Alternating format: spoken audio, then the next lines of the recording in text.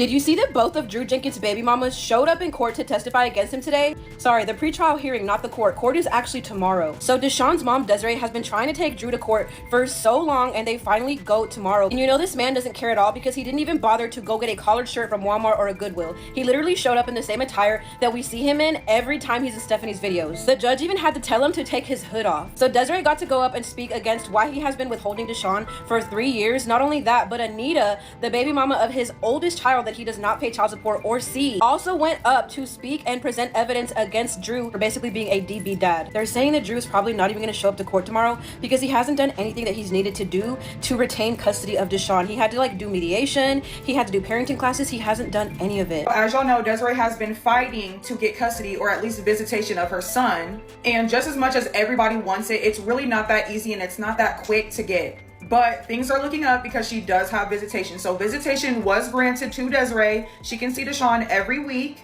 And the judge has asked Drew to tell Stephanie to stop talking about Desiree, to stop talking about Deshaun, stop posting Deshaun, and stop talking about the whole situation at hand, period. Drew Jenkins is not going to lose custody. A lot of people are saying that he is, and it's just clout, clickbait material. I wholeheartedly believe that they're going to do 50-50. I think Deshaun has been too long with Drew and Stephanie Thompson. I think they're going to let his mom take him for visits every now and again. The transition's not going to be instant. It's not going to be like he's going to court and they're going to say, give me the child. Like, it's not like movies. It's going to be slow. They're going to try to acclimate, I think, in my opinion. After 3 long years, the moment has finally arrived. Desiree is back in court, fighting for the chance to be reunited with her son, Devin. But this isn't just some TikTok drama. This is the very real and raw journey of a mother who's been silenced, sidelined, and shut out until now. The courtroom became the stage for everything to unfold: the battle over custody, the questionable actions of Drew and Stephanie, and the emotional fallout that followed. Desiree hasn't seen her son in what feels like forever, and that heartbreak all leads back to one name: Stephanie Jenkins. A TikTok personality who entered Drew's life and, according to Desiree, completely upended everything. The moment Stephanie came into the picture, it was as if Desiree vanished from her son's life entirely. Let's go back to the beginning. When Desiree and Drew ended their relationship, things weren't easy for her. She didn't have stable housing, while Drew did. So, they made a casual agreement, nothing written, nothing legally binding. Drew would keep their son temporarily while Desiree got back on her feet. The plan was simple: she would continue seeing her son regularly. But things didn't go as promised. Her calls stopped being answered. Texts were left on read, or not read at all. And those visits? They came to a screeching halt. It wasn't gradual. One day, she was part of her son's life, and the next, she was completely shut out. And guess what? That sudden cutoff happened right around the time Stephanie appeared. From then on, it felt like Stephanie seized control of everything, even Desiree's access to her own child. And it wasn't just about being physically distanced. Desiree was emotionally disconnected too. No court order, no legal custody documents. Just silence. She was frozen out of her son's world without a single explanation. But Desiree didn't walk away. She kept pushing forward, reaching out, hoping for any scrap of contact. For 3 years, she lived in uncertainty, not knowing how her son was doing, if he was safe, or if he even remembered her face. All while the gate to his life was guarded by someone who wasn't even his mother, Stephanie Jenkins. Eventually, Desiree took action and filed for custody. And the court wasn't playing around. They weren't interested in online opinions or finger-pointing, they wanted evidence. They ordered both parents to attend mediation and parenting classes to see who was genuinely committed to doing the work for their child's future. Desiree stepped up immediately. She attended every single session, never missing one. She put in the work, took notes, and showed the court that this wasn't just about winning, it was about growth. About proving that she was ready to be the mother her son deserved. As for Drew, he didn't show up once. Not a single class. No mediation. No excuses. Nothing. His silence was loud, and the court heard it. When a parent doesn't even attempt to co-parent or make an effort to change, it speaks volumes, and that silence came back to bite him hard. The hearing itself was supposed to be straightforward, but it quickly turned into chaos. Drew arrived alone. Stephanie wasn't allowed to participate in the proceedings. Only approved witnesses were permitted, and she didn't make the cut. Likely pacing around that budget motel, fuming because she couldn't inject herself into the spotlight like usual. And just when things couldn't get messier, in walked Dolly, Drew's other baby mama, but she wasn't there to back him up. She came to testify against him on Desiree's behalf. And she didn't come empty-handed. She presented 17 separate documents, and yes, 17, every single one accepted into evidence by the judge. This custody case is far from over, but one thing's for sure, Desiree's voice is finally being heard, and the truth is starting to cut through the noise. These weren't just blurry screenshots or vague accusations, this was solid evidence, real documentation, showing a clear pattern of Drew's absence, neglect, and a complete failure to provide the stability his son deserves. And when it came time for Drew to challenge any of it, to cross-examine the witness or defend himself, he didn't even try. He sat there in silence, eyes glued to the table, saying nothing. Not a single question. Not even a word in his defense.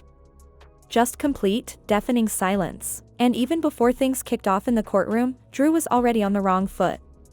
He walked in looking like he was heading to the corner store, not a custody hearing. Hoodie pulled up, baseball cap on, the same worn-out look we've all seen in Stephanie's TikToks. The judge wasn't having it. Before anything could proceed, Drew was told to remove his hat, an early warning that this courtroom wasn't here for casual disrespect or circus antics. That moment alone said everything: pull it together, or don't waste the court's time.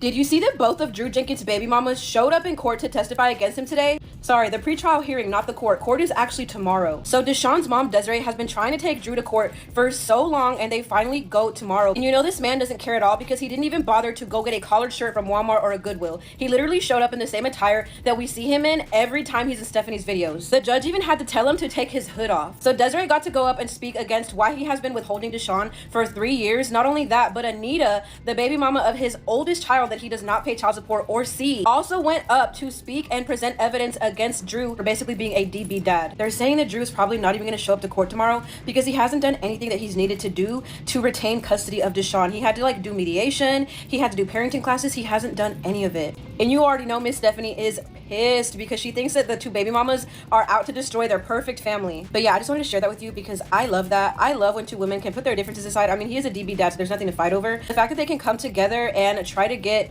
Desiree some justice and to get her son back because she does have a room waiting for him to live in is awesome. And I do hope that Deshawn gets to go live with his mom, even though I know that Stephanie is probably putting shit in his head about his mom being bad and about not wanting to go live with his mom. I just know that she's doing it. But if that wasn't enough chaos, Stephanie found her own way to stir the pot outside the courtroom. While Drew was inside facing serious accusations, Stephanie was online acting like she was auditioning for a reality show. Perfect lighting, camera angled just right, and there she was, live streaming her thoughts. Saying how much she wished she could have been in court with Drew, painting the whole thing like some kind of ambush. Like Drew was being unfairly teamed up on, as if this custody hearing was a wrestling match and not a life-altering decision about a 9-year-old child. For those of you that are subscribed, there's not going to be a live this morning. I'm going to keep my phone available just in case Drew needs to get a hold of me. Y'all know you probably know where he's at this morning. Next time the night attention night, we decided to buddy up on him.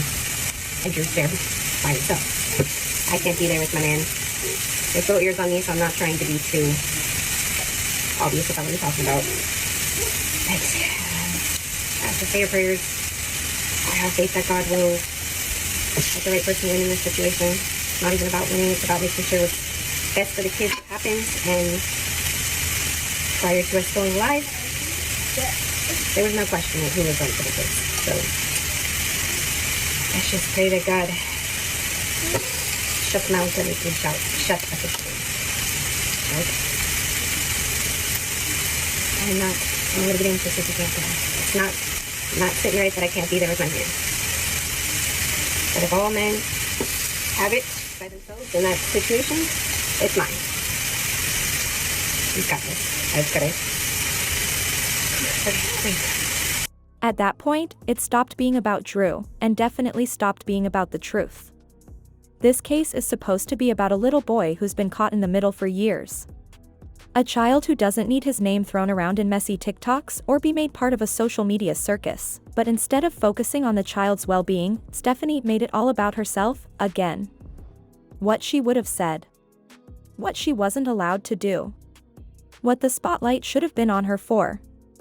And she completely skipped the real question that Ollie, Drew's other ex, put so perfectly. If Drew had nothing to say in court, not a single word in his own defense, why would Stephanie think she had anything meaningful to add? Let's talk about it. Because I want to know, what were you going to do if you was there at the courthouse? I want to know, what were you going to say to me and Desiree? You weren't going to say anything, just like him. Scary. Had his head down the whole time. Especially when I went on the stand. You pray to God that they're going to, God uses my mouth. And you want to say we buddy up. Yeah, I'm in her corner. I'm in her corner. I'm going to be in Desiree's corner. Are you mad? Are you mad? Because who did you think was going to be in Andrew's corner? Not his mama. Not his sisters. Since he only wants to claim one, he has 2 sisters. What were we going to say? What were you going to do? Nothing. Just like he wasn't going to do nothing but sit there and hang his head low in shame. Couldn't even look at me or Desiree. Especially when I testified. Because so far, all she's contributed is noise. Distractions. Drama. And that approach blew up in her face. But Stephanie didn't stop there. She took it to Facebook next, posting a sympathy bait status. Prayers for my man, he's in court and I can't be there to support him. And then, the real kicker, Deshaun has said he wants nothing to do with his biological mother. That needs to be respected. Let's take a breath and think about that. Deshaun is 9 years old. A child. And he hasn't seen his mother in 3 years. That's not just distance, that's a complete disconnection. Sure, maybe he says he doesn't want to see her. But is that truly his own thought? Or is it the narrative he's been fed over and over by the very people keeping his mother out of his life? This isn't a petty internet feud. This is emotional conditioning, plain and simple. A child growing up without even knowing the love of his mother, while being told she doesn't deserve a place in his life. That kind of messaging doesn't just hurt, it's damaging. It robs him of the chance to form his own opinion, build his own relationship, and understand both sides. Stephanie's post wasn't support. It was manipulation masked as concern. A way to control the public narrative while quietly shaping a child's reality behind closed doors. I hate to talk about him, but I'm gonna talk about him. Drew Jenkins. I stumbled across, you need to go watch this video of his live where he spends all this time talking about Deshaun and his mother. And I guess they just went to court. I had missed a few chapters, but I guess they just recently went to court, and Arlita and Desiree. See, I'm on the side of free Deshaun because he doesn't get to know his mother, because this waste, if you go watch that video, he sat there talking in front of Deshaun about, it's manipulation. They're manipulating a 9-year-old into not wanting anything to do with his mother. And I guess they went to court. Stephanie's bum ass. Of course, his exes, Arlita and Desiree, are just jealous of us living in a motel with 5 kids. And side note, where did her little black accent come from? Because I listened to homeboy right here, he don't sound anything like that. But I guess he went to court looking like this. The judge had to hit him with the, "Sir, take your hoodie off." Not brownie points in a courtroom, I'll tell you that. Stephanie couldn't be there unless she was called as a witness, and she wasn't. They said, "Girl, stay the fuck home." And this man the judge took 17 pieces of evidence from Desiree with the help of Arlita. And she wants to know, what's the reason as to why a 9-year-old boy cannot see his mother? But y'all got him homeless laying in dirt all day. And it pisses me off. I feel like she just taunts Desiree. We have your son. And good. I'm glad they're being strategic. And that's what this entire case boils down to, not who has the louder voice online, but who's truly willing to put the child first, even when it's uncomfortable. Even when it doesn't come with likes, views, or viral moments. Because Deshaun doesn't need internet battles. He needs healing. He needs space to rebuild a bond with his mother on his own terms, not based on pressure or planted beliefs. And this is exactly why the court had to step in, because kids don't always know what's best for them, and honestly, they shouldn't have to. That responsibility belongs to the adults. to the parents. And when the adults fail, the system is forced to act. The night before the final court ruling, Drew crossed a major line. He went live on social media, with Deshaun clearly visible in the background. Right there on camera. While Drew rambled on about the case, Deshaun sat in full view, being used like a pawn. Drew claimed the boy didn't want to live with anyone else. That he only wanted to stay where he was, with his siblings. He even suggested Deshaun was old enough to choose where he should live. But what Drew was really doing was dragging a child into a legal battle he should have been shielded from. It wasn't just inappropriate, it was manipulative. Exploiting a child's presence for public sympathy, for influence, for leverage. And honestly, if Desiree had seen that live in real time, she could have clipped it and handed it straight to the judge. It was parental boundaries being shattered on camera. Clear-cut parental alienation, playing out for an audience. That moment made it painfully obvious, this wasn't about what was best for Deshaun. It was about control.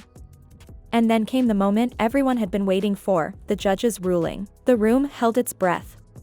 Even with everything stacked against Drew, skipping every parenting class, dodging mediation, openly admitting he was unemployed and fully dependent on Stephanie, the judge didn't immediately remove Deshaun from the home. Why? Because the child had already spent 3 years in that environment. And the court knew that ripping him out suddenly could cause even more emotional trauma, so they didn't yank him out, not yet.